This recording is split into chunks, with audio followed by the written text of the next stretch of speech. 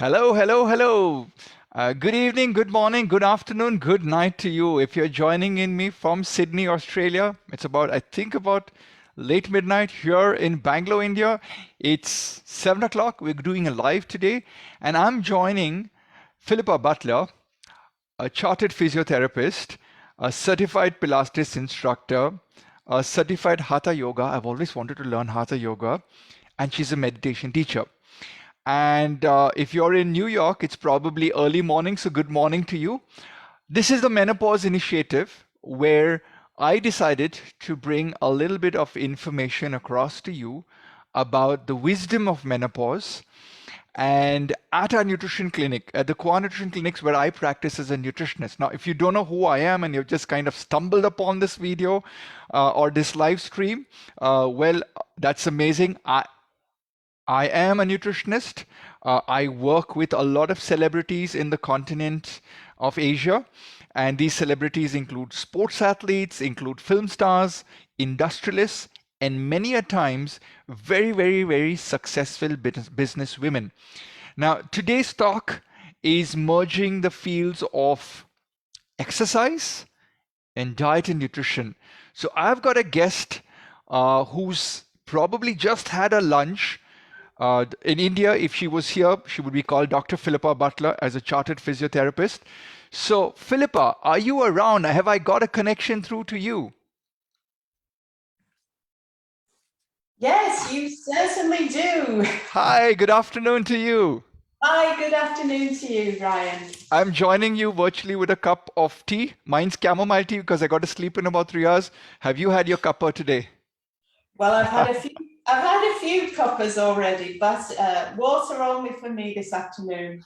Wonderful. And if people are joining us live on our various Facebook platforms, the purpose of today's discussion with Ryan Fernando, that's me, the nutritionist, and Phillipa Butler, the Pilates instructor who's worked with a lot of people, and I'm going to talk about the wisdom of menopause, exercise in menopause, nutrition in menopause.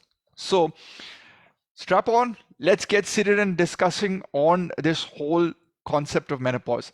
For me, menopause, as a man of 47 years of age, I work with clients, but I don't understand it a lot of times because they say you have to experience menstruation and then you have to experience the pausing of menstruation, which is menopause. Phillipa, if you had to define to the world menopause, what would your take be on it? Ryan, we could be here all day, but so the definition is that it's the cessation of menstruation for 1 year, so that women are considered to be in menopause when they haven't had a period for 1 whole year. But really, that's the tip of the iceberg, because menopause comes to us in advance of that, in as much as the shift is occurring way, way in advance of the time when the periods actually come to a halt. And so it's this time when many, many women start to struggle with a whole variety of signs and symptoms that, for the most part, this stuff shouldn't take us by surprise. We should have known about it. We should have been anticipating it. But, people don't talk about this stuff. And so many women, it's a surprise to them when they start to experience symptoms. And it's confusing, and people don't know what is happening to them. That is women, of course. So, so that's my mission, to try and demystify this whole process and to get the dialogue going. The more that we can talk about this and share our experiences of menopause, because, they can be as different as each individual in the land. So it's really important to talk to a whole variety of people and just try and get a handle on what it is that you might be expecting to experience.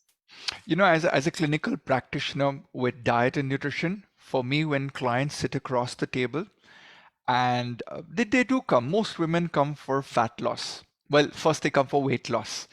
And once they start exercising and then they do the weight loss, that they're like, Ryan, I think my cycle's going haywire. So, Philippa, my question to you would be, Mhm. um, especially the women in the decade of 40s to 50s, the decade 50s to 60s, and 60s to 70s. Are there certain signs that a woman should look for in each of these decades? And what is your wisdom and what is your experience with your clients? And you, as a woman, what is your personal experience? If you can enlighten us on the three decades, 40 to 50, 50 to 60, and maybe 60 to 70. Yes, of course, and certainly it's in your 40s when these shifts begin to occur. The shifting hormonal levels start to occur, and for a lot of women, it's around the age of 45. And that was my experience. That at the age of 45, something was definitely afoot. Something was happening. And so for me, it began really with gradually was the other thing, so that it can kind of creep up on you a little bit. And so the symptoms that I experienced was sleeplessness, insomnia, really having, and not so much that I couldn't go to sleep, but that I couldn't stay asleep. And I was waking regularly through the night. So can Yes. I interrupt you here for the people that are listening in, the women that are listening in, they're watching the live or the recorded later. Mhm. Would you say that a lot of women face this issue of a sleep irregularity? Yes, it's actually very common. Um, and so women who have never experienced difficulty sleeping before, I think the experience is that they may not necessarily realize when they wake that they haven't been sleeping quite as well, but they feel fatigued in the morning when they wake up, or you are aware that you've been disturbed in the night. And for me, I was waking something like 6 to 8 times every night, which was unusual for me. Needless to say, fatigue is a symptom of menopause, and that gets very much tied in with this sort of sleep deprivation that a lot of women are experiencing. And sleep is so restorative. We need sleep. So, Philippa, if you were sitting across the counseling table for a diet plan with me, now I would be listening to this from a clinical perspective. Oh, she's got sleep problem. Oh, she's got fatigue. So I would add a small layer from a nutrition department, which would be, hey, Philippa, could we check your vitamin B complexes in your blood? Could we check your DHEA, which goes low in women during menopause as a blood test? And maybe can we also look at vitamin C and vitamin D? And there's another thing.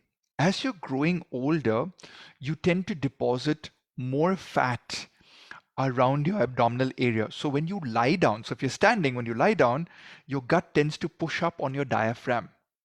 So there's another part of sleep apnea also setting in. So there was this research where when people lost about 4% body fat on the entire body, especially the neck girth came down, then the clogging of the throat when breathing at night reduced the snoring, which caused intermittent sleeping. So you go into deep sleep, you choke, and then get up. So there's menopause, which is sleep and fatigue, which you're talking to me about. And I would come in from the biochemistry part and say, hey, lady, could we kind of get a nutritional check and see if any of these are going low? Because they would be going low because of the hormonal cycle. So, Yeah, and I mean, I think that's really important actually, because these kinds of complaints, my experience was, I mean, let me just be quite clear, that was not the only symptom that I had, but we are talking about sleep just now.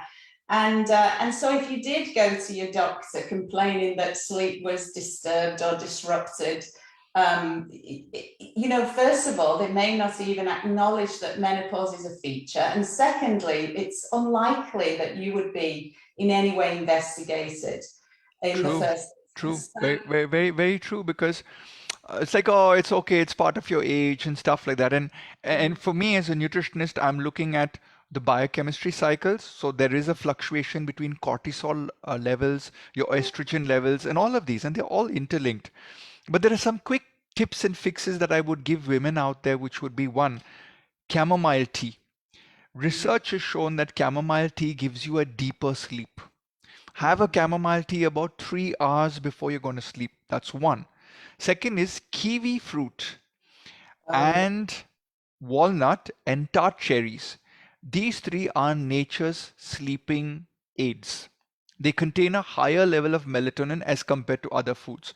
So, Philippa, if women were out there, I would put a note down and say, okay, maybe with your chamomile tea around 6:37 in the evening, have a walnut or two. And then the final thing is an amino acid called melatonin Mm. at around 1.5 milligrams to about 3 milligrams. It's a nutritional supplement. So women who are going through this transitional period, where $1 million question, Philippa, has your sleep improved now over the years? Well, I'm afraid to say I'm a kind of a lifelong non-sleeper. And Okay, so, this is a complicated issue for me personally. But, my experience is that now that I'm 54 and you don't look 54. oh, well, thank you for saying that. That's the only reason I mentioned it, of course.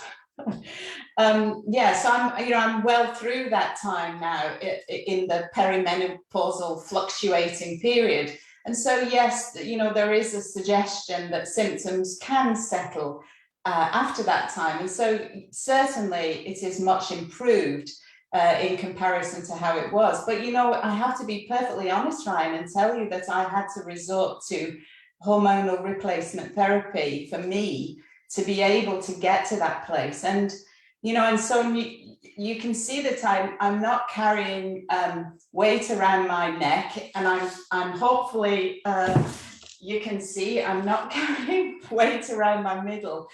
So that there are always the exceptions that prove the rule, but these hormonal fluctuations are going on even in the most healthy specimen. True.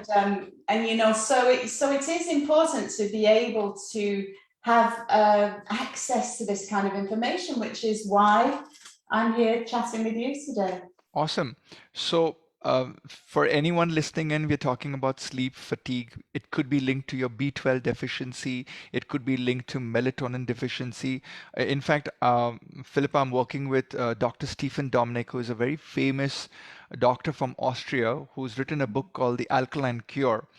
And we were just having an offline discussion on the health of the microbiome. We've got lots to discuss today, but Oh, yeah. sleep is also controlled in your microbiome.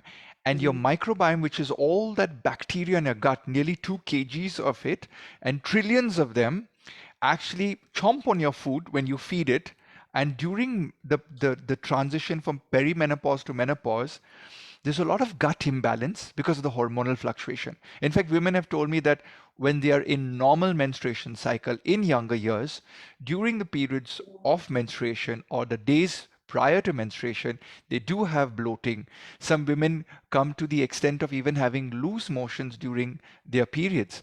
And you kind of think, well, what's the menstruation got to do with your digestive system, your gut system going out of toss? But research is now showing that your microbiome significantly controls your sleep, controls your mood, controls the longevity or delay of menopause in women. So, Mhm.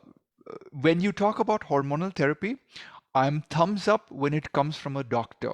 Neither you nor me um, are equipped or qualified to figure out the hormonal balance after blood tests, which is why we would talk about exercise today and we talk about nutrition today. And that's something that I believe every woman is not addressing, and they're jumping straight away into the medical treatment and leaving aside nutrition on the plate to, well, I've eaten certain way in my 20s to 40s, so I need to kind of just continue that. Uh, so cool. You've defined a few stuff to me, but there's so much more. There's hot flashes, and there's pain in the body. There's lack of sexual desire. Some women getting sexual desire more. There's loads of body fat getting deposited in areas and this is the number one question I get when people walk into my Qua Nutrition clinics is, I'm putting on weight, I'm putting on weight, I'm putting on weight. And in our part of the world, which is India, uh, women take care of the family first. I think they do that everywhere. But Yeah. over here, the predisposition to take care of yourself first, take care of yourself first, and then you're fit enough and your health is good enough to take care of the rest of your family is not a notion. So let's start about taking care of the body, Philippa, with you.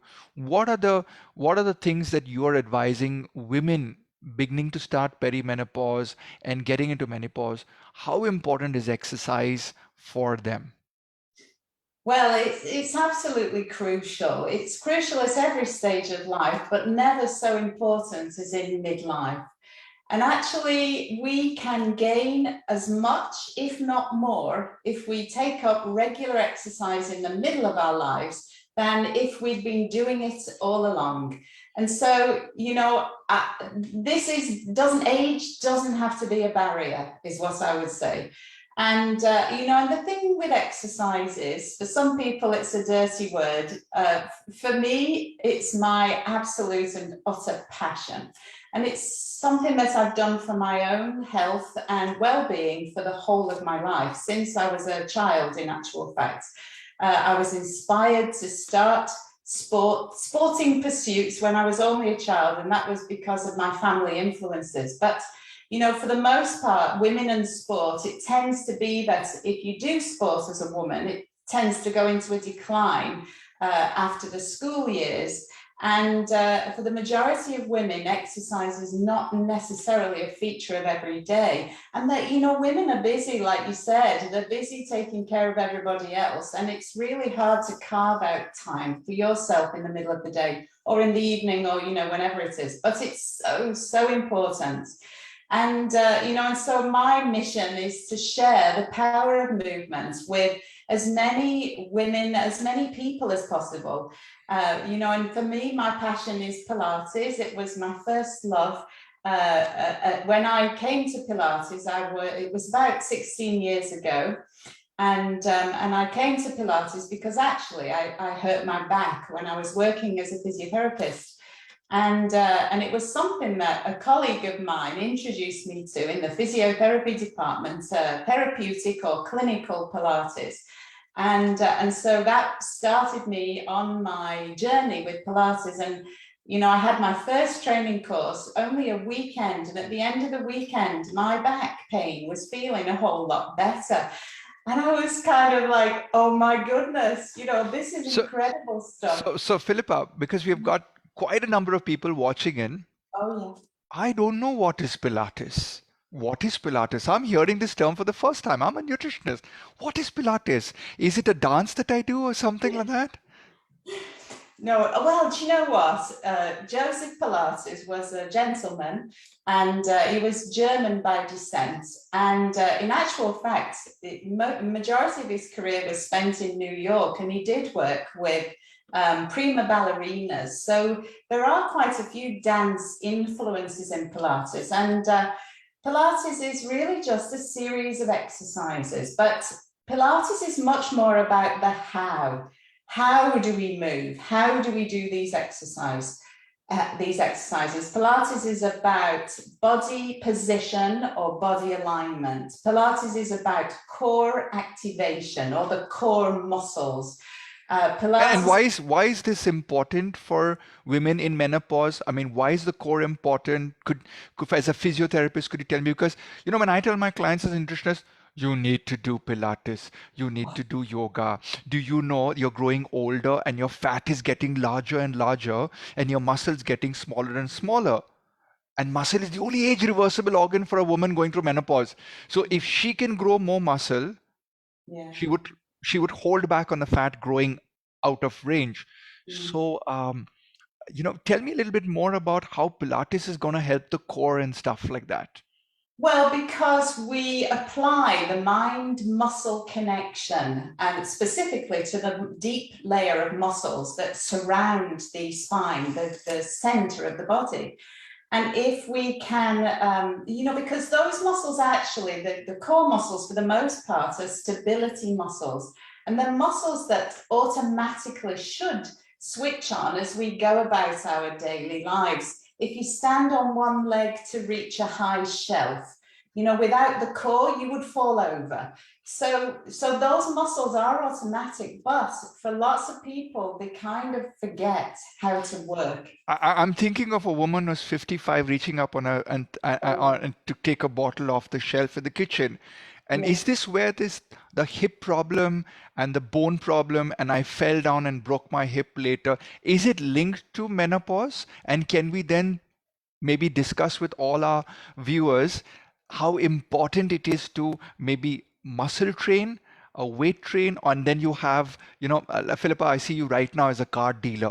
You've got all your cards over there. You've got Pilates, you've got yoga, you've got weight training, you've got running, you've got marathon. What else? I mean, what should a woman going through menopause do? Because she's got 7 days a week. Should she work out all 7 days? And how much of time should she devote to her body in Pilates or anything else that I'm asking you about? Well, for the most part, exercise needs to be regular for the benefits to be realized and maintained. So it's really unfortunate. But it's the same with nutrition. If we don't stick to the plan, then things start to go awry. And so with movement, it really is a practice for life. It's a practice for every day, and it's a practice for life. So, in an ideal world, we would do something every day. But what I would say is 5 days out of 7 that you should be doing something. Yeah, 5 days. So I'm doing this because Philippa, when this video gets recorded and goes back onto our YouTube channels, it's going to pop up here on the side. You got to work out 5 days a week. And for how long? Well, there's lots of different guidance out there, but you're looking somewhere in the region of 30 minutes, 5 times a week. And maybe, that's kind of a minimum, really. Do you know what I like, Ryan? I like counting my steps. I like counting yeah, I've got one too. There you go, it's hiding. I'm at 5,000 today because I'm standing up and doing my lecture with you. But just one thing that I want to get our audience in over here, and I've got my team running this live. Comment on the live how many steps you do in a day, number one. And as a woman, if you're watching this, how much of time in a workout could you devote to your body for a workout? Is it 30 minutes? Philippa, the expert, the Pilates expert, the chartered physiotherapist, the person who has gone through menopause, she is the expert here, not me. I'm just the nutritionist. She's saying you need to do more than 30 minutes, 30 to 40 minutes. As a nutritionist, I would say, well, if you could do 40 minutes to 1 hour of resistance training, Pilates training, yoga training, I would give that. But most women turn around and say, Mr. Fernando, you don't run a house. We run a house. We run a husband. We run our children. So you have no idea. We have no time for ourselves, So just give us the diet, right? So please comment on the links below. And if any women out there have any questions, please punch them in. I'm going to ask them to Philippa. So hopefully your question on exercise can get answered. Coming back to you, Philippa. Well, you were talking about how much should we move, but really we do need to break it down into the types of things that we're doing, because not all exercise is equal, sadly. And you did make a reference to muscle mass. Building muscle mass is so important, and particularly for women. We reach peak muscle mass in our late 20s. That was Philippa, quite why don't you look like Arnold Schwarzenegger? Because women always tell me, I can't do weight training. I will become a bodybuilder. And I'm like, no, you can't. So could you, I love that you're telling me that women should weight train. Tell me more about this weight training and muscle mass. Well, particularly with Pilates, what we're doing is working muscles in a lengthened position, in a lengthened fashion. And so resistance training, like Arnold Schwarzenegger, and actually I'm a huge fan of Arnold Schwarzenegger, and I love muscles. I'll be back. Yeah. So, but in order to generate that peak, the peak of muscle, as my son who's bodybuilding calls it, you work muscles into a shortened position in order to generate that effect. And so we can totally get strong without getting bulky if that's what women are worried about. And in actual fact, the muscle drives the metabolic rate. And so the more muscle mass we got, the more our metabolism is working in our favor. Philippa, I've got a few comments going live on our Facebook channels, and we've got Gautami and Anupa talking about doing 8,000 steps in yoga. So, to a lot of women out there doing the yoga, I Mm, would come in and say, research has shown twice a week, and Philippa, you can agree or mm, say it's more or less, but mm, twice a week weight training for 45 minutes. And for me, muscle is the only age reversible organ. And I would come in here and tell the audience that I use this line always in my counselings. I'm like, in America, they had these two buildings and it was an old age home. In the basement of one, they gave them a gaming studio and an entertainment center. And in the other basement, they put in a gym. So the old age people who were 70 plus, they started grumbling about, oh, the other building's got a gaming center and you've given us a gym. But the scientists prevailed and gave them some incentive.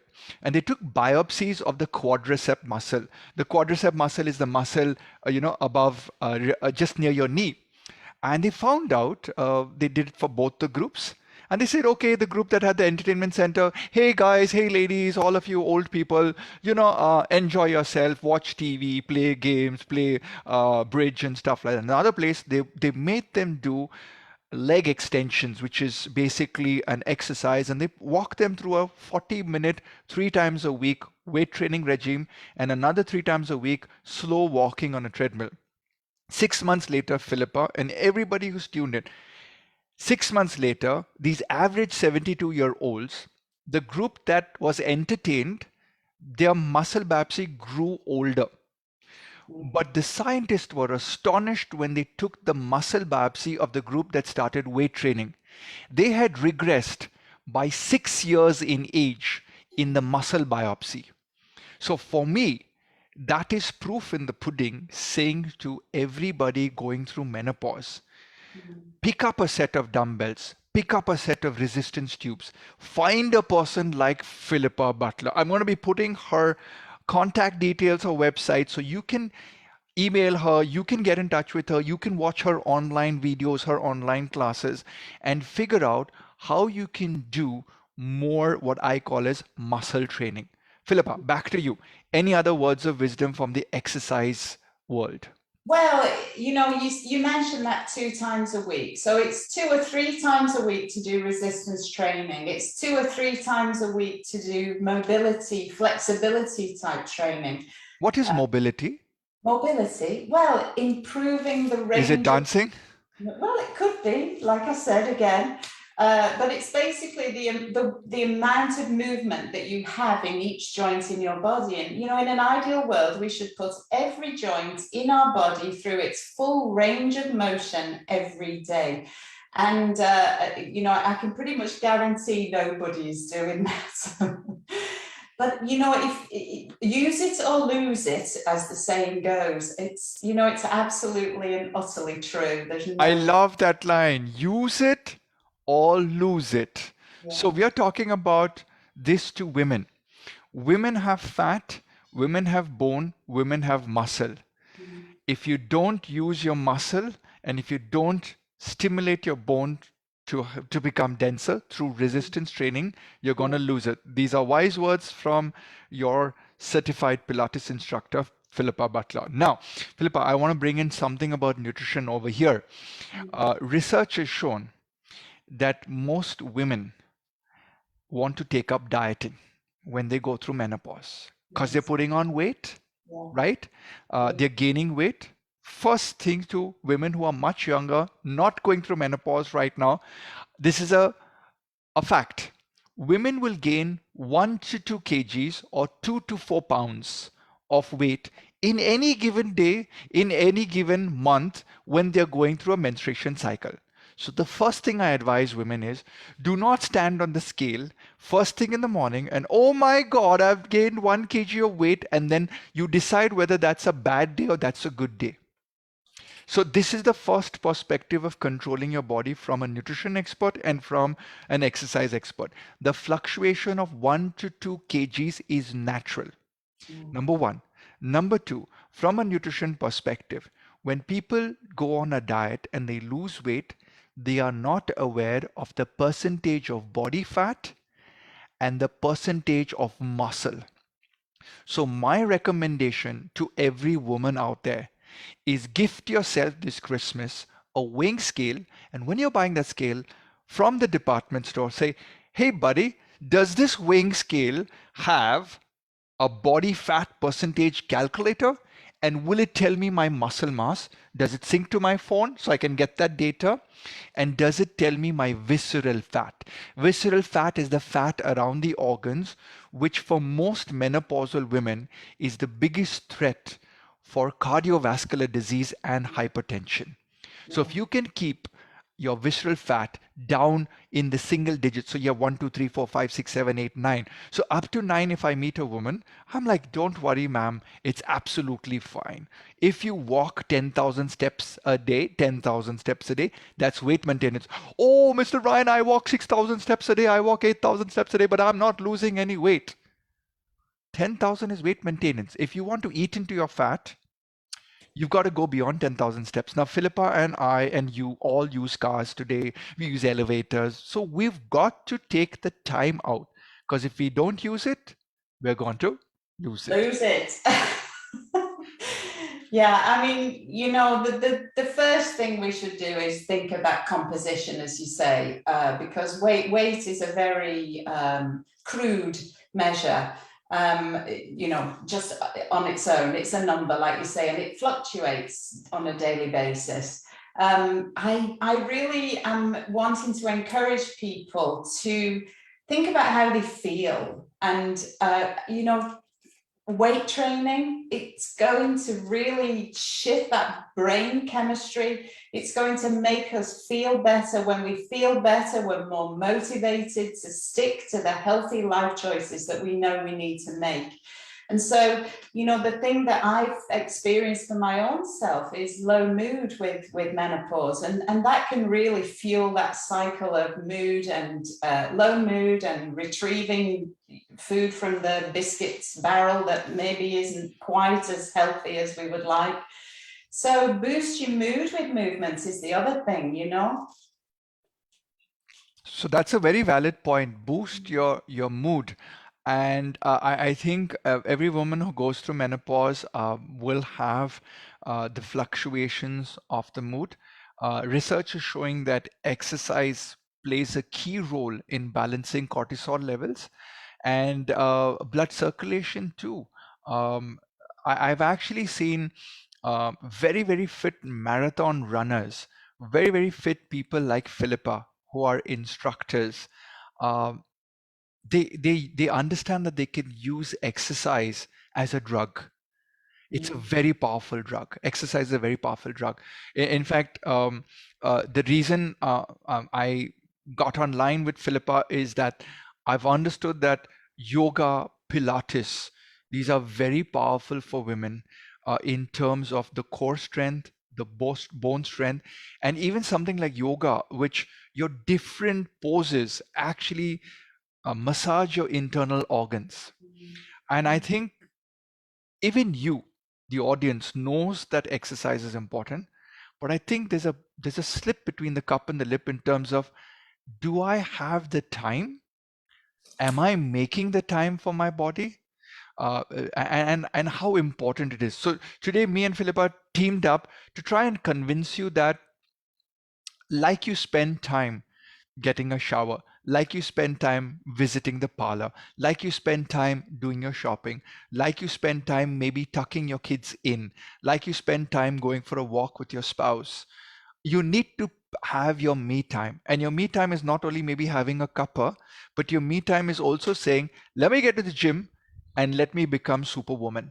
Because I think this is really important. If you know your muscle percentage, you can significantly use your muscles to get your body into shape. And it is the hormones that are not cooperating with you. But if you do train and not become a couch potato, you will see that you'll walk through your menopause far easier. And research shows this. Women who exercise through their perimenopause and the initial phases, including hot flushes, significantly improve on the perspective of exercise. So I guess it is important for us to talk about how we fuel that growth. How do we fuel those muscles? Because exercise is part of the equation. Well, I like to think it's half of the equation at least. But nutrition is undoubtedly a source of confusion for lots and lots of people. And so we want to fuel the body for muscle and bone. So Philippa, if somebody comes into me, so let's say you're coming in, you're my client, right? Oh, And I would say, hey Philippa, let's get a blood test done. You'd be like, Ryan, why do I need a blood test? Well, I'd like to know your vitamins and minerals, right? Now, when you reach menopause age, you need to understand that you're a good 3, 4, 5 decades into your life. And if yes. you're into those many decades, your digestive system is like kind of tired and saying, you know what? Oh, you've given me a glass of milk. Let me decide if I want to absorb this calcium or not. So with a blood test, we know transient levels. The second thing, Philippa, now in 2021 and 2022, we have got genetic testing, Yeah. nutrition genetic testing. So I found out that we can check all the nutrition markers. For example, folic acid, vitamin B9 is so important for moods. Vitamin B6 and niacin are so important for lowering cholesterol. Now, what if you're born with a gene that doesn't absorb niacin well and you have a high cholesterol? Now, suddenly, doctor is giving you statin in your menopause, and because you're taking statin, it has a long-term effect on your muscle health. So you tend to get fatigued and tired. Now I need to give you coenzyme Q10, but I'm deviating over here. Coming back, genetic test. I come to know whether you're lactose intolerant, gluten intolerant. So should you want to be making these educated, scientific decisions rather than, oh, Bertha, my neighbor, she followed this intermittent fasting and lost 5 kgs. So if Bertha could lose 5 kgs, I'm going to go on to Bertha's diet. It's Mm. bio individual in 2021. I was wearing a glucose monitor recently. I'm not diabetic, but I was shocked to find out for me, white rice gives me a sugar spike, but potatoes don't give me a sugar spike. I was gobsmacked. I was gobsmacked. So I'm now changing my diet in that direction. So maybe, Philippa, you may at some point want to wear a continuous glucose monitor to understand your sugar fluctuations because you will get cravings, and I want you to eat dark chocolate. And I want um, when you have a sugar craving, I look at, Philippa's got magnesium deficiency. Oh, she's got a little bit of pre-diabetic range. Let's work on the diet that way. So this is what I would do with the genetic testing and the blood testing, your thyroid. Do I look at the hormones? I work with a gynecologist Oh, because the moment you start working with hormones, there's a huge debate out there because of the fluctuation in perimenopause and then maybe menopause they disappear. You're not going to get much inputs other than the doctor trying to put you on hormonal therapy, which is the call of the doctor. However, I'm asking the women out there, would you not like to try looking at putting the nutritional deficiencies in place which you may have never done your entire life? So look at focusing it from, can I put healthier food in my body? And whether you're in New York, Sydney, or in India, or in London, I do not care. Food has changed in the last 30 years in terms of its nutritive content and its chemical contents. Chemical from a perspective of negative pesticides and insecticides, nutritional content from the calcium, sodium, potassium, magnesium, vanadium, manganese, whatever nutrients, micronutrients that a woman requires. So if you have a testing done, that works amazingly. Now, Philippa, if you had a lot of money from your Pilates class, I would say, hey, Philippa, could you kind of give me about 300 pounds and I will do a poop analysis of your microbiome? We'll send it to a DNA lab who'll analyze all your bacteria, and we'll come to a conclusion which foods you should eat or should not eat for the next 2-3 years of your life. And in that, we start getting 4 to 5 kgs weight loss. Right? So these are scientific ways that women could do it. A blood test, a genetic test, a microbiome test. What should you be looking for better nutrition for the muscle? Flat down, plant-based protein. Okay, I do know that in the earlier years we went with dairy, which was whey and casein, but research is saying that you're better off with plant-based protein. Vegetarians live longer, lesser incidences of ovarian and breast cancer. And for me, soy, one of the isoflavones, soy isoflavone. So we give it as a nutritional supplement. There are in soy there are two isoflavones, if I remember correctly, guanidin and diadzin. They have an ability to behave like phytoestrogens, which help women through menopause. There's black cohosh. There's taking more vitamin D. Philippa, you may be amazed if you do blood testing of people in UK, and this is a big issue in the UK because everyone works with the NHS, so you can't kind of go. Forgive me if I'm wrong over here, but you can't just go and ask for a blood test. Like in India, I can walk into a place and say, analyze everything, and they'll just do it without a doctor's prescription, and I can pay for it and get it. So it's a little bit difficult. So all my UK based clients are like, I've got to go and talk to my doctor, and he's going to ask me, why do I need a niacin blood test? There's nothing wrong with me. And so I do believe nutritive medicine, medical nutritive medicine, is now making a comeback. And I would advise you to ask your doctor to get that done for you. And I would also ask you to get the DHEA blood test, because in most women, this is low and they feel that adrenal fatigue, low energy levels. And final point from the diet. Women tend to get this emotional eating after 3 p.m. to 5 p.m. It's not got to do with the current generation. It's got to do with evolution. Women have been designed to work with the sun, the biological clock with the sun. So you need to eat the most amount of food from sunrise to about midday. And then your cravings come in the evening because most women are busy in today's world. They've got jobs, they're working. Breakfast is very small. Lunch is almost negligent. By 3 o'clock, the body is gotten into a dip in a drain. So if somebody is working out in the morning, I advise, there was a research done at the University of Surrey, if I'm not mistaken. Men should fast and train. Women should eat and train. This is very, very important, especially in menopausal women. So you got to have maybe about 10-20 grams of protein about an hour prior to your training, especially if it's resistance training, Pilates training. If it's yoga, walking, maybe you don't need that much. An egg should suffice at 6 grams of protein with a fruit. Post-workout, Philippa, since you're an instructor, I would give you 15 to 20 grams of protein in your normal dietary pattern. Do you need a protein supplement? Well, if you're working with a nutritionist, I pride myself when I work with my clients, we can achieve it via diet. I'm like, oh no, baby, no, but if I eat so much of beans and if I eat so much of things, my calories go up. I have seen when women begin to eat, they gain muscle. And listen in closely, everyone. Muscle stores, I think, about 6 times more water than fat does. So muscle is extremely dense. So fat might be this big for 1 pound or 1 kg, and muscle might be just this much for 1 kg. So you're gonna get toned up, and to build muscle, you've got to give protein about 10 to 15 grams after your workout within a 1 hour window. If you don't do this, your muscle's going to be saying, hey, this lady really whacked me in this workout and she was trying to build some muscle, but guess what? Muscle was like, okay, I've got all of this glucose in me. I'm going to burn it off. Great. That's the first 20 minutes. And then, you're very gung-ho in your workout, whether it's morning or evening. And then after 20 minutes, the muscle's like, hey, let's get some fat into the act. Fat is sitting down over there on the couch, reading a newspaper, having her cup of tea. It's like, darling, I ain't getting out for this lady at all. Let's do one thing. Just contact the muscle, ask the muscle to commit suicide and break down. So you get this?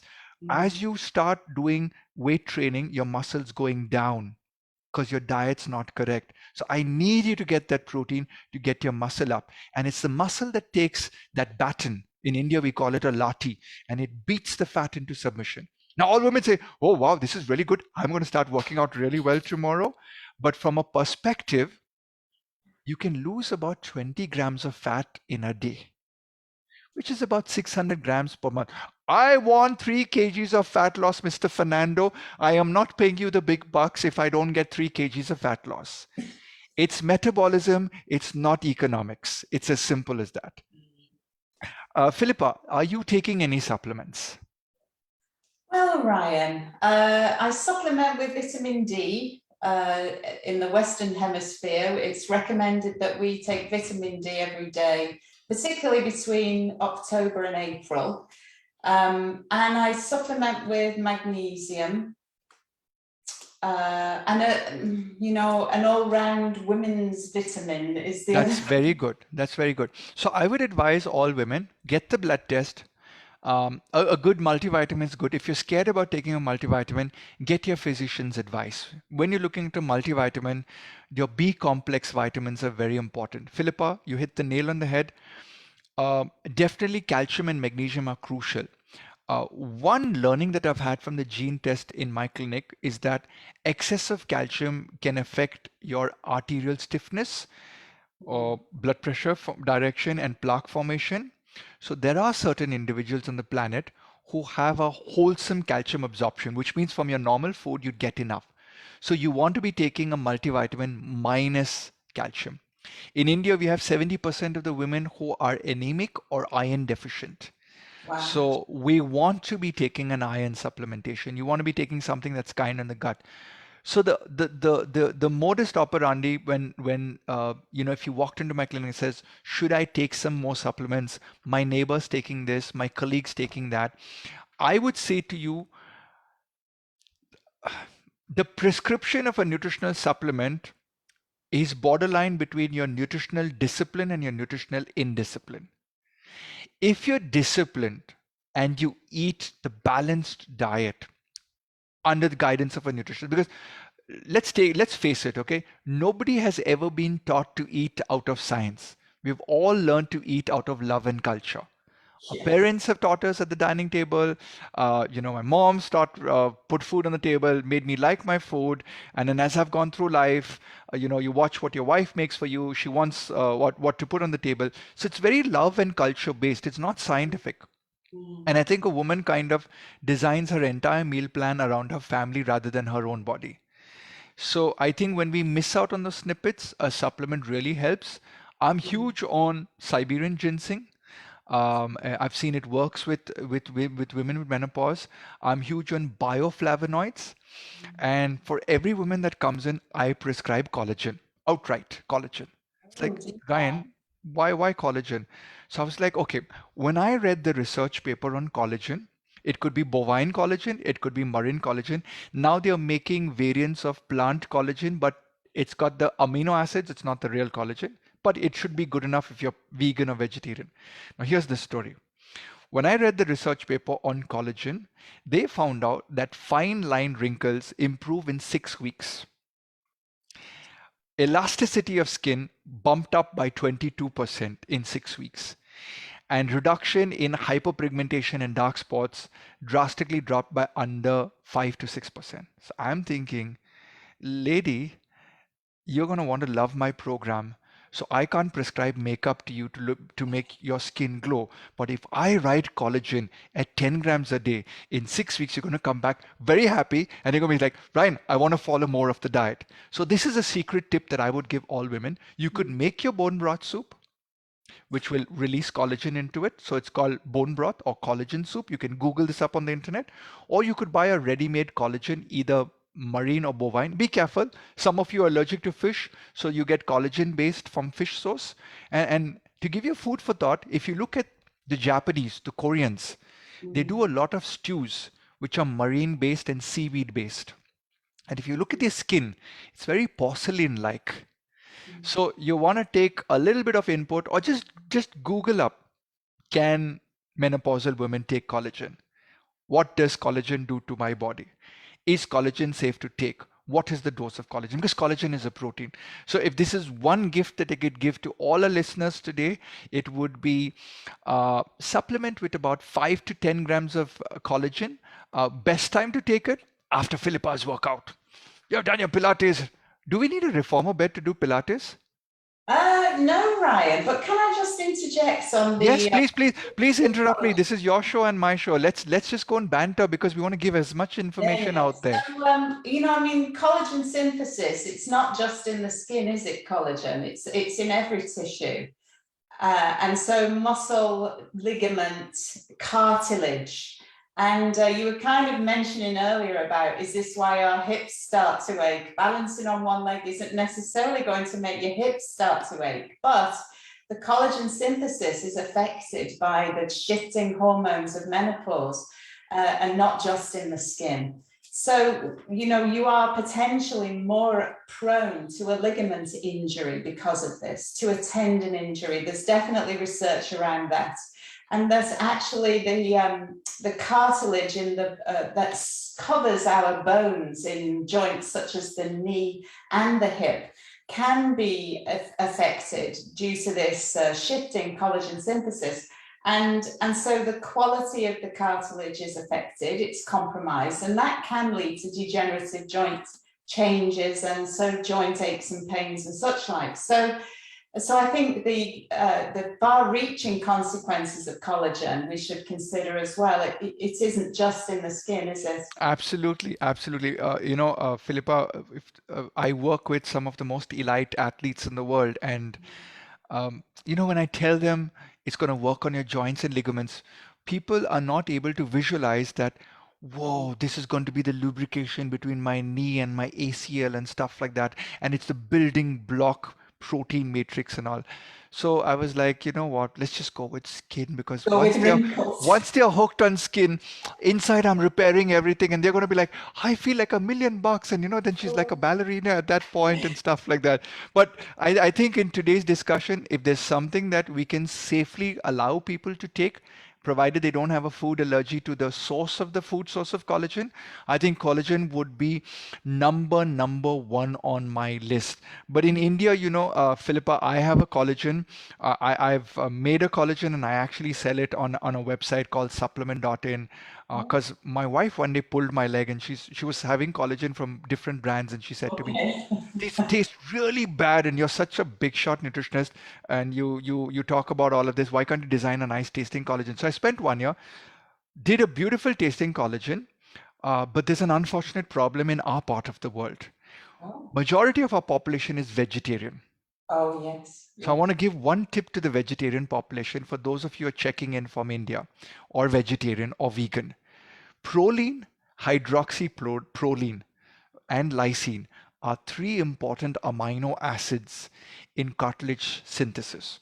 So if you can find the foods that are high in proline, hydroxyproline, methionine also, I forgot methionine, and lysine, you could command your body to make its own collagen. By the way, Philippa, just for the scientist out there who's going through menopause, you're absolutely right. We don't absorb protein into our blood. We take the collagen, we break it down. So collagen is like a card dealer and has that pack of cards and says, okay, I'm going to give you all these amino acids in your blood.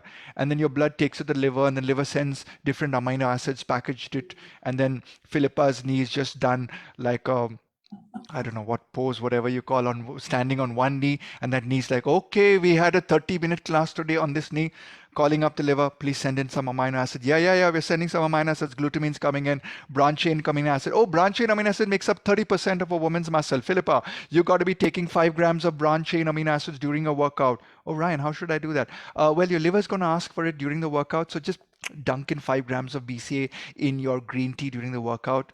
By the way, plain BCA is extremely bitter. So you might want to get a flavored version, but the other amino acids, proline, hydroxyproline, would come in from your protein supplement.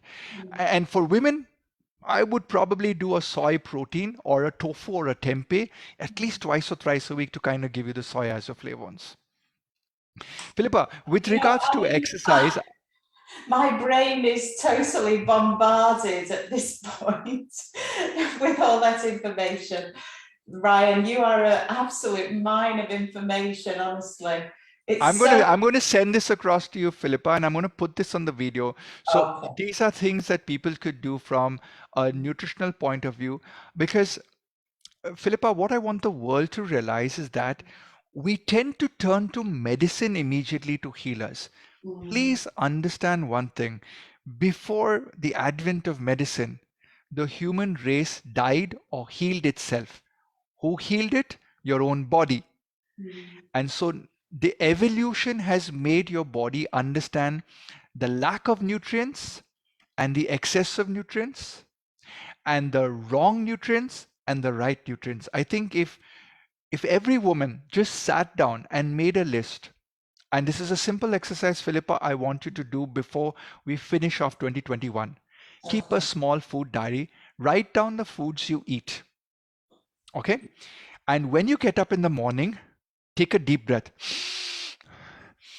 both nostrils. If they are clear, Oh whatever yeah. food you ate 24 hours ago has not created mucus Mm. and your sinus are not clogged, tick mark all those foods you love. Now, I'll share with you how I discovered it. I am allergic to chocolate. Okay. Oh, bad So luck. I did the food intolerance test. There's chocolate, there's peanut, there's milk, and there's wheat for me. So if I eat any one of these foods, when I get up in the morning, it's completely clogged.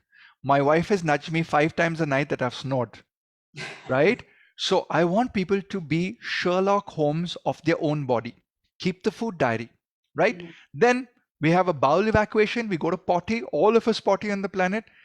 I always tell women, check out if you had a great potty, okay potty, or a down potty. Now, don't ask me to describe that to you, but it's much like your spouse. Some days your spouse is very good, some days your spouse is intermediate, and some days you just want to disown your spouse. It's same with your poop at the end of the day. Well, that is fascinating actually, and that is something that does bother us more during this menopause time: digestive challenges and the body, the inputs and the outputs, and your body is dealing with things that it used to quite happily contend with, and then all of a sudden it's really not working. It's whatever you're doing is not working anymore. So I like the nostril idea, and I definitely, some people struggle with sinus trouble the whole time, and maybe it could be as simple as food. I'd love to think that, because you know It what, is only Ryan? food. It is Yeah, only food.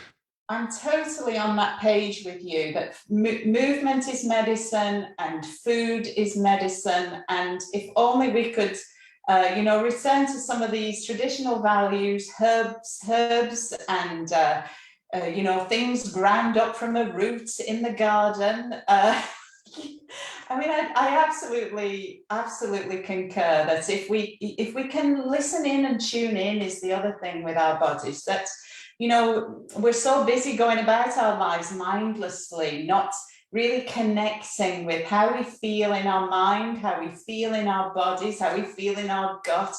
And if we can make those connections deeply, then we can really start to notice whether or not the food is affecting us. And so I'm definitely going to keep the diary, because because the other thing is that we kind of are very good at cheating ourselves and persuading ourselves that it's not what I'm eating, or it's not what I'm doing. But then when you actually commit the pen to the paper, the truth kind of, you're staring the truth in the face. And that's really powerful, actually. And so food as fuel, food as nourishment, but is there a role for intermittent fasting? This is something that we're hearing such a lot about, aren't we? It's very topical at the moment.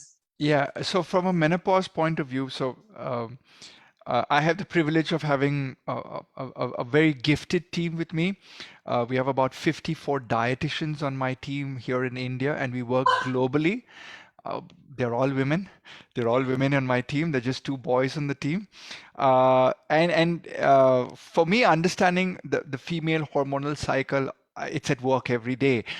But Intermittent fasting is a discussion that we have had on the team, and especially for the menopausal patients or women who have gone through menopause. Let me break it down. Evolution did not have fridges in the No. past. Evolution in the past did not have all year round food. We had seasonal fruits. Evolution in the past grew crops where you had abundance at one season of the year, spring and summer, and then autumn it tapered off, and winter was fasted. So I do believe that if we take the last 100 years, man has evolved faster than it's ever evolved. Yeah. But our genetics have not changed as much, which is why hypertension, diabetes, you have menopausal women much larger today as compared to their grannies or Mm. great grannies. So intermittent fasting, from my book after researching, is a thumbs up. But it has to be done from a woman's perspective. I would advise most women to not do the early morning and late breakfast, because I've analyzed it from an emotional point of view, a household point of view, a food availability point of view, and a woman's psychology point of view. You should feed through the day, eat dinner as early as possible, because then you can get up in the morning and start your Pilates, you can start your yoga, you can be Mm. in a fed state. And Mm. once you're fed as a woman in menopause, you feel invincible. And because you feel invincible, you plow through the day. And then because you're getting older, by the time 3 o'clock comes down, you begin to relax, you have your cup of tea. In today's world, because of electricity and the internet, and we work in different time zones, women are forced to work on those high energy levels between 3 and 10 o'clock at night. And I think that's not working for her hormones at that point once she's gone through menopause. So we need to tone down the lights. We need to work harder in the first part of the day, eat in Mm. the first part of the day. And I do believe that whoever's done this has been able to have better fat loss. And for me, I've if I have if Philippa, if you came to me and I put a scale of 100, Mhm. I would immediately in my mind put 60% to fat, because the moment a woman comes to me for a diet plan, she doesn't understand the medical, the technical, the hormonal, the exercise, the verbs. She just understands my body doesn't look how it looked 20 years ago. Can you get rid of this fat? But for me, that 60% is psychological. Intermittent fasting really helps in targeting that fat burning, provided she's aware of her muscle, she's done a muscle check, and she knows she has 22 kgs or 16 kgs or 12 kgs or 55 kgs, whatever her weight is of muscle, and how much of fat.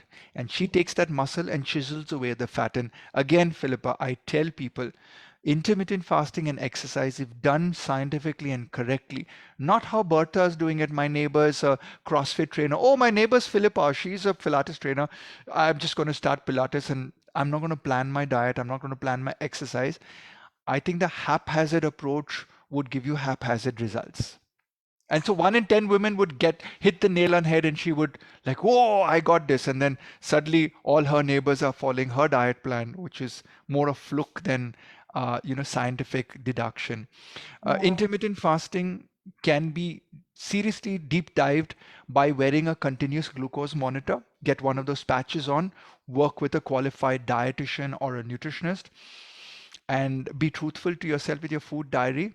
So I'm not a woman, but I eat jam biscuits on Oh. Sundays. On Sundays, I have jam biscuits. I have gluten-free jam biscuits. Why do I have gluten-free jam biscuits? Because I did my DNA test. Sunday evening, I have my cuppa. I have my 5 jam biscuits. But when I was wearing the CGM monitor, I saw a 4 o'clock sugar spike, massive sugar spike. So in a day, when the other days I was not having a biscuit, so I was in denial that I psychologically needed to have these biscuits, because it's a childhood thing, that jam biscuits, and I'm Sunday de-stress. So with the same psychology, which is genderless, right? We all cheat. We all use food as a comfort perspective. I would advise people to keep a food diary, keep a monitoring device if you can afford it. If you can't, just keep a food diary. Watch your weight, watch your fat percentage, and every 6 months do a blood test for the nutritional deficiencies of the vitamins and minerals. People are not doing that. Doctors are looking at liver, kidney, cholesterol profile, your hemogram, how your eosinophils, how's your ESR. They're not asking for a vitamin and mineral test because medicine at this point doesn't say that nutritional deficiency is the cause of your disease, but it is the reason of most of our issues in life. Yeah, I mean, isn't that the truth? The system is kind of set up to perpetuate the medical model, and undoubtedly, you know, there's the role for that. But food as fuel, food as nourishment, food as medicine, it's definitely on my agenda. And you know, you kind of mentioned then about the sugar spike. It doesn't just come with the sugar spike, but it has accompanying emotions associated with it, and then the subsequent drop down and cravings. And so, you know, we kind of think we're being kind to ourselves by giving ourselves a treat in inverted commas, and actually we're just totally undermining the what would be the status quo of feeling fantastic all the time, you know. And so as soon as we start to do this, that's when, you know, it's really a challenge to feel fantastic all the time. And let's, you know, I really want women to feel fantastic all the time. And so with movement and food, I really, you know, I said that it's a match made in heaven, Ryan, but, you know, quite rightly, the scientific approaches are demonstrating that we are unique, we are totally individual. And although there are generalities that we can apply in our lives, and you know, and definitely we've talked about quite a lot of those when it comes to Pilates. How much should we do in a week? How much should we do in a day? You know, and these are general guidelines. But we do want people to start to do more rather than less.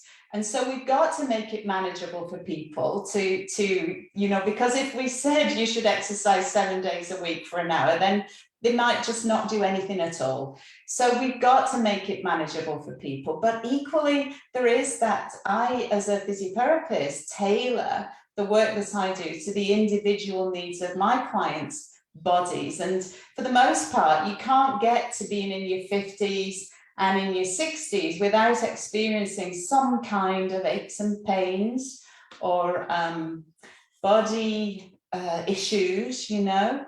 So, Philippa, Mm. I'm just thinking Yeah.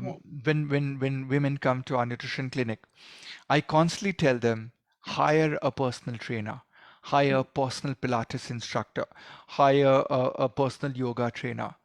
And you just mentioned a point. You're in your 50s and 60s, and I see a lot of people doing these high intensity trainings or low intensity trainings. So the first thing, my question is two parts because I want the audience to understand what tools they need to do is when they go out to a gym or find a trainer or find somebody online is one, why is it important to take personal tailor-made advice? Why is it better than a group class? What are the pros and the cons of getting a personal guided approach? And should I do high intensity or low intensity? Because I got these women who I, I'm in the gym uh, and I see these ladies, and so I want to go up to them and say, Auntie, please don't run on the treadmill. Please just walk. You're like 60 years of age. Please just walk. And they're like, you can make out they've never gotten on a treadmill. So even the way they're running is like, you can just see the knees going in another week's time. So, how important is personal advice and high intensity or low intensity? How would you approach it for everyone watching in today? Well, everybody's starting point is different. And so it may be like me that you've always done regular exercise throughout the whole of your life, and you acquire a level of experience and expertise that is cumulative. And so, you know, I have friends who run marathons well into their 60s and potentially into the 70s. Now, I think marathons are slightly draining for the body, and maybe we're overdoing it with a marathon, but I make the point that I it's agree with you. I agree with you. I think 10 kilometers is enough, but oh, marathons, Jenny. no, you're quite right. Yeah. So, but to be able to do these things as we continue, as the clock continues to tick, is kind of dependent on what I said earlier, which is the how. The how are we moving? So, high intensity interval training has its benefits undoubtedly. We know that high intensity interval training will give you the brain chemistry shift that will lift and levitate the mood. But there's also research that shows that if we just move a bit longer, we're going to have the same or similar effects. So that maybe if you're not working quite at such a high intensity, you just need to do it for that little bit longer to have the same effects.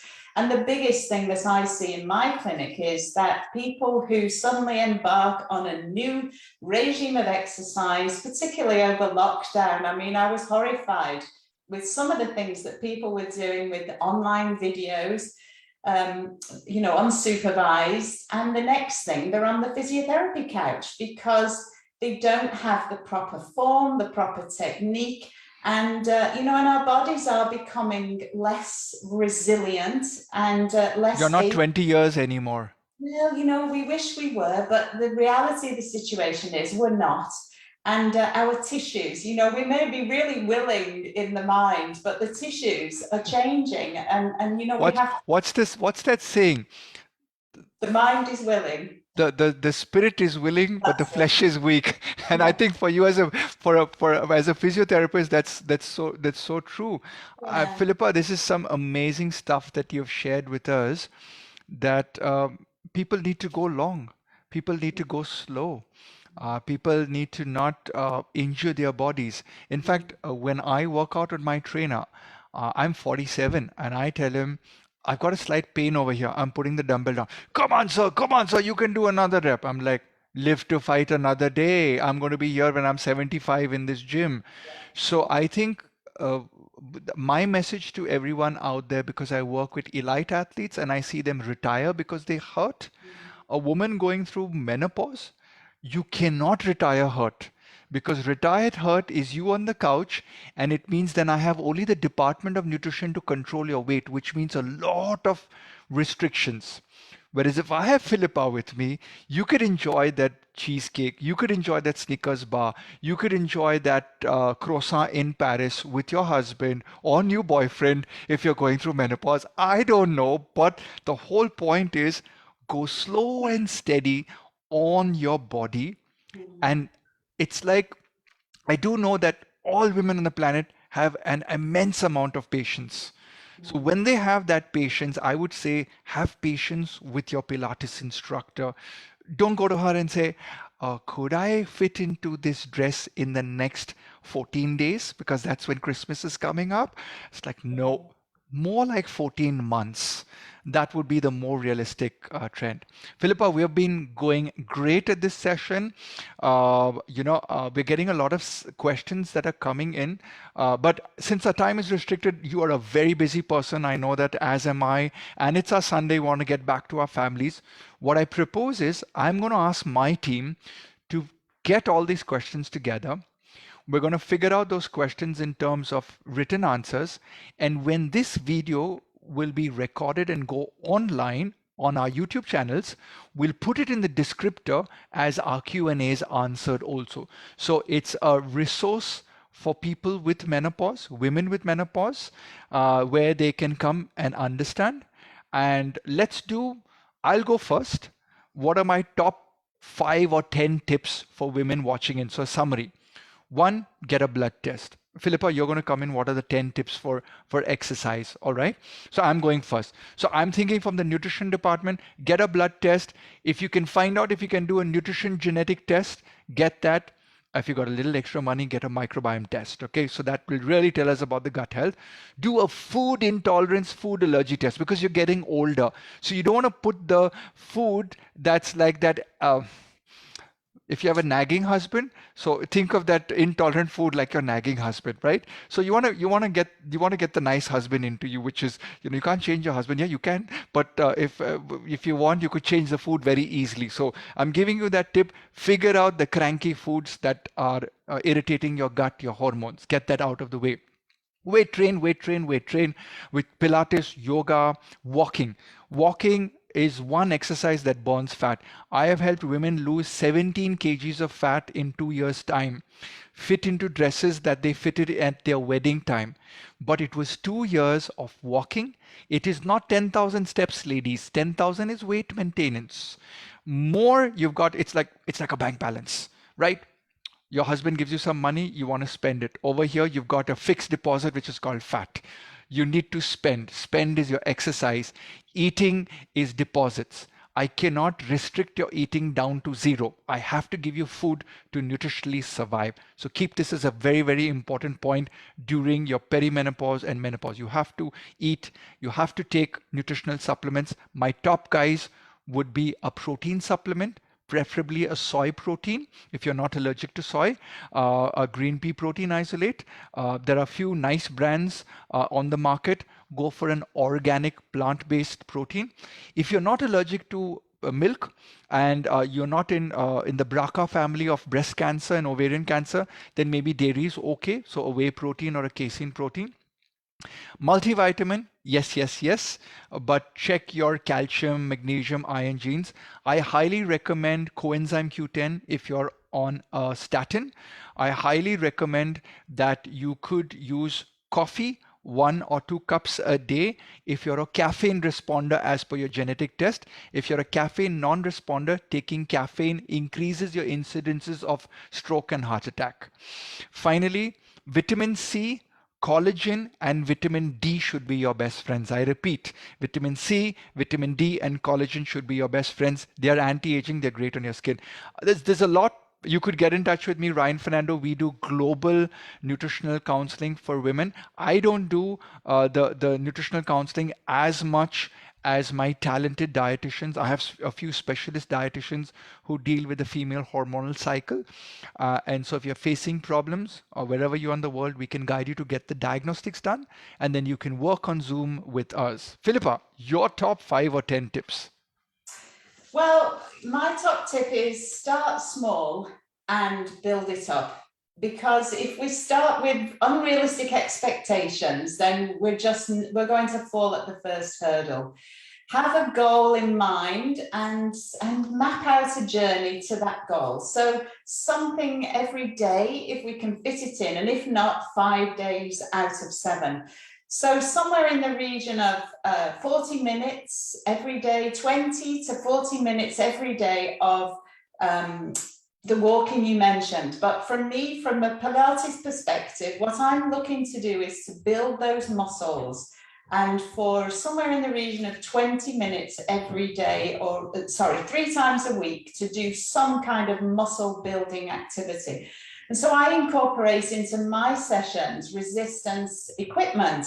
It could be, as you said, a weighted hand weight or a rubber resistance band. And actually this morning I did an amazing new workout with a broom handle, would you believe it? And a towel from the airing cupboard. So, you don't have to invest in expensive equipment for it to be totally and 100% effective. Keep it simple and you're much more likely to achieve your goals. And, take guidance, because there's a whole world of difference between a squat and a squat, if you do it right, if you do it well. And the joints are not going to be thanking us if we're not using the proper technique, the proper form. And with the passage of time, this just becomes more and more important to do these movements well. We'll move well, and we'll feel well as a consequence of doing that. It's so important to incorporate some movements into every bit of our day. I already mentioned putting every joint in your body through its full range of motion every day. I mean, we don't even think about our fingers, our hands, our wrists, the ability to isolate movements to one bit of us is really something that, yeah, exactly. There you go, Ryan. So, That's difficult. no. Philippa, if I want to do a session with you, questions are coming in. If people want to do sessions with you, you're saying keep it simple, move the range of joints, take guidance. So, where do I find Dr. Philippa Butler? Where do I find you? Well, I'm online. I've got a website, precision.co.uk. And do you know what? It's spelt with a Z. P-R-E. Ah, Yeah. So don't put the S in there. Precizion. That was, extra kind of funky in the in the graphic. I'm thinking you were trying to do a Z in the yoga pose kind of thing.